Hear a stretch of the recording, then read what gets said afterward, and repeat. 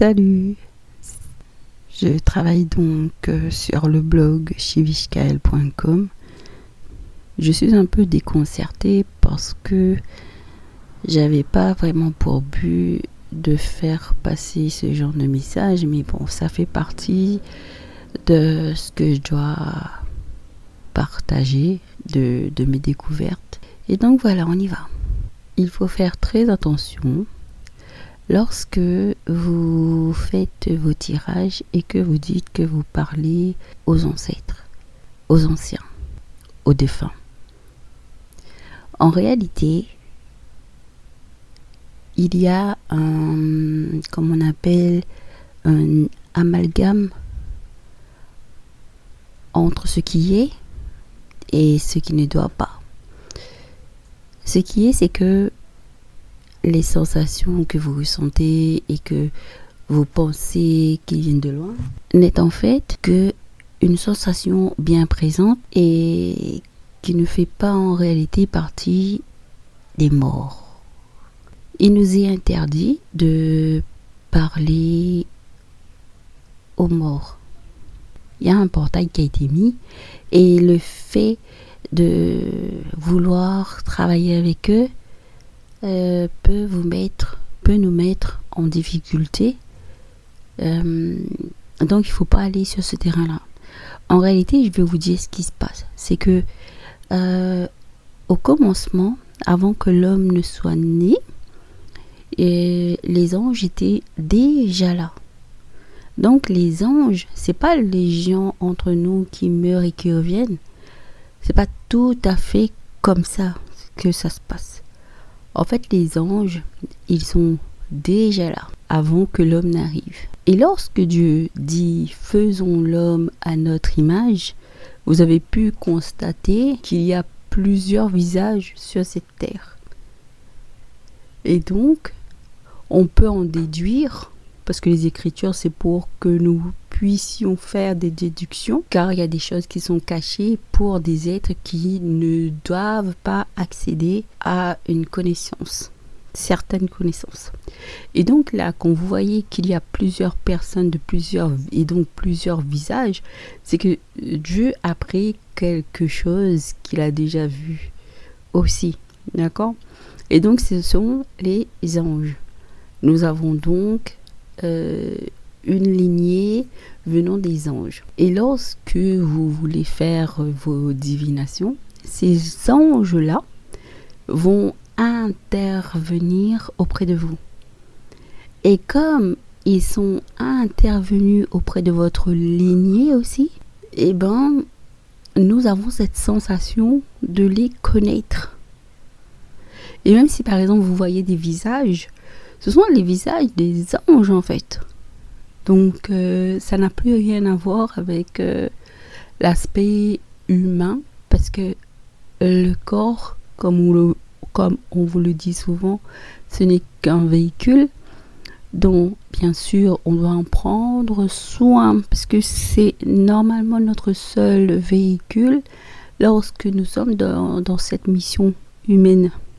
Et donc je vous demanderai de rectifier un peu le tir.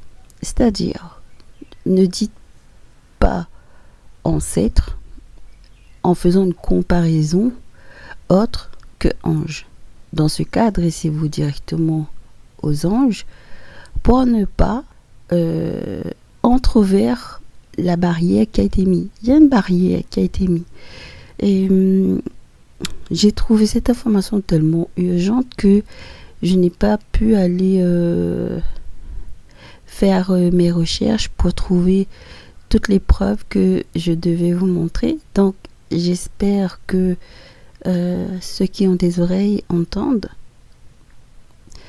Et donc, dans la Bible, d'ailleurs, je voulais vous dire qu'il n'y a pas vraiment d'interdiction que vous fassiez, qu'on fasse de la voyance. J'ai plusieurs versets que je réunis pour justement vous montrer Quand je dis vous montrer, ça veut dire ceux qui font des divinations, vous apporter de l'éclaircissement sur votre rapport avec le divin, pour que vous ne fassiez pas des choses qui en fait ne doivent pas se faire et de nous mettre en tort en fait. Parce qu'il y a des choses qui peuvent paraître être bonnes, mais qui ne le sont pas, voyez-vous. Et il va falloir, je pense, que l'on se partage les découvertes pour mieux avancer. Donc voilà, je vous éclaire juste sur ce point que lorsque vous ressentez une familiarité, c'est que c'est l'ange de cette lignée qui interfère et non un défunt. Parce que si c'est un défunt sérieusement qui vous contacte, il y a un souci. Il y a un souci qui vaut la peine de regarder de près parce qu'elle concerne votre âme. Ensuite, il faut savoir que même si j'étudie les Écritures, que je pressens aussi, que je fais partie aussi de ces personnes qui pensent que les extraterrestres existent, genre plusieurs mondes, voilà. Et donc, si vous avez ce genre de communication, pour le moment, je ne vois pas d'interférence entre vos communications. Pour moi, ce que j'ai lu dans la Bible, c'est pas mon livre de prédilection, je vous dis de suite. C'est un de mes livres d'enseignement. Ça, c'est vrai. Et donc, pour en revenir aux êtres extraterrestres, eh ben, on peut dire en quelque sorte que ce sont eux les divinités. C'est-à-dire que ils ont eux aussi, apparemment, des capacités qui fait qu'ils ont une longue vie. Je doute d'un procédé qui serait un peu comme, vous savez, la série The 100. Je crois que c'est le titre. Le procédé est qu'il existerait une flamme, qu'ils se transmettent de lignée en lignée. Il y a cette théorie qui peut être très plausible de leur côté. Et donc, eux aussi, ils ont des forts... comment on dit ça? Des fortes informations, des informations très importantes qui nous aident à avancer aussi. Donc, il y a des communications qui est fort possible. Le seul avertissement qu'on doit retenir, c'est que Dieu dit, on peut se lier, mais encore une fois, je suis vraiment désolée, il faut vraiment que je trouve le verset plus tard, mais là, c'est juste pour faire marcher, avancer la mise en garde. C'est que Dieu dit, on peut se lier à tous à une condition. C'est que ce tous-là, ils savent qui il est. C'est-à-dire qu'ils le placent aussi haut que nous plaçons Dieu. Ça veut dire tout en haut. Et donc, parce que Dieu, il est célèbre dans l'univers. Hein. Il n'a pas besoin... comment dire ça? Dieu, il est célèbre dans l'univers. Et donc, même des étrangers qui viendraient de l'extérieur savent qui il est. Et Dieu demande juste que il faut que nous soyons au courant si avec l'allié avec celui qu'on fait allier, le connaît et le respecte, d'accord? Si cet allié ne le respecte pas, donc ça veut dire que il est contre lui.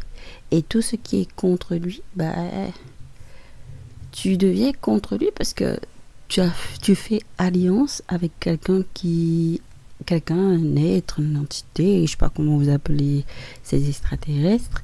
Et donc, si il est contre Dieu, ouais, voilà. Donc, vous ne pouvez pas suivre si vous voulez aller vers Dieu. Je dis bien si vous voulez aller vers Dieu, parce que si vous voulez aller vers d'autres dimensions et qu'on vous accepte avec votre irrespectueux des règles, des lois dont vous êtes sous la gouvernance, tout ça. Donc, vous faites ce que vous voulez. Mais moi, je vous dis que par rapport au royaume des cieux, ben, la démarche se fait avec des règles. Comme toute maison a une règle, Dieu aussi a imposé une règle. Après, c'est à vous de voir. Donc voilà, le message, c'est ça, c'est ne confondez pas les anges et les ancêtres, car ils sont assez proches parce qu'on a eu de mauvaises informations. C'est des gens qui nous ont dit, ouais, en fait, c'est tes ancêtres. Mais voilà.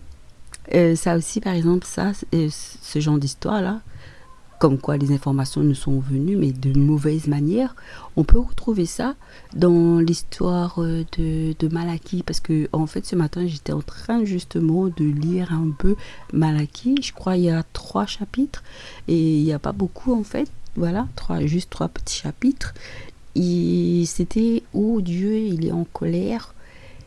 Et il est en colère face à des gens qui ont traduit un peu son caractère et qui est complètement faux en fait. Dedans, il dit que lui, il serait quelqu'un qui pardonnerait comment on dit, les condamnés, les meurtriers et tout. Donc il est en train dans Malachie, ben, il est en train de s'énerver en fait. Il dit il n'a pas dit ce genre de choses, voyez. Après, je pense que ces gens qui ont fait fonctionner ces mauvais dires, ils se sont peut-être appuyés genre sur Caïn, parce que ça peut donner à confusion. On voit que Caïn il tue Abel et que Dieu l'exile. Après Dieu, ben, il dit ne touchez pas à Caïn, sinon on peut avoir une malédiction qui va durer sur cette génération. Et je pense que les gens ils peuvent croire que Dieu il punit pas les meurtriers. Or en fait il a puni. Il a laissé Caïn avec sa malédiction de 1. C'est que il nous a protégés, nous. Ça veut dire tous les gens qui sont à l'extérieur. Il ne faut plus le fréquenter. Donc, Caïn était devenu infréquentable. Il était infréquentable. On ne fréquente pas quelqu'un qui peut nous repasser sa malédiction. Ensuite, il a exilé de sa famille.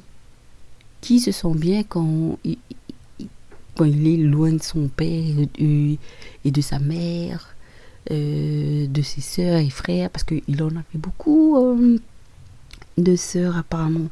Et donc, il se retrouvait loin d'eux.